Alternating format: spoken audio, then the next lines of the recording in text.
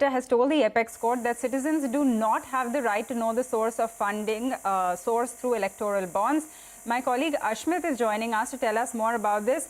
Ashmit, these were quite the surprising comments. Well, important submissions coming in from the Attorney General of India, and importantly coming just a day ahead of the Supreme Court hearing on this matter. Supreme Court will begin hearing on electoral bonds.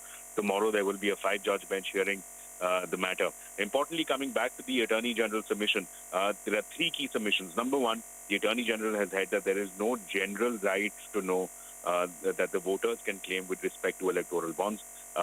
He points out that the right to know can only be for specific ends and it cannot be a general open-ended right. Also, in fact, pointing out at in the affidavit that the general health of democracy, as far as right to know is concerned, it will be too overbroad. That is one leg of the argument. On the second aspect, he points out that as far as electoral bonds themselves are concerned, they are not violative of any individual right. And therefore, since they're not violating any individual right, they cannot be held to be illegal. That's point number 2.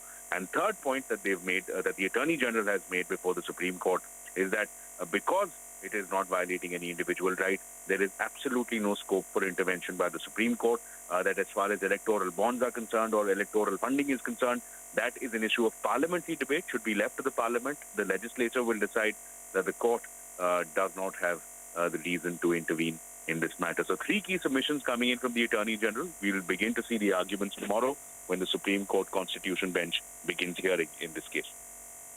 All right, Ashmit, thanks so much for getting all the clarity and details on this very important and very interesting courtroom battle.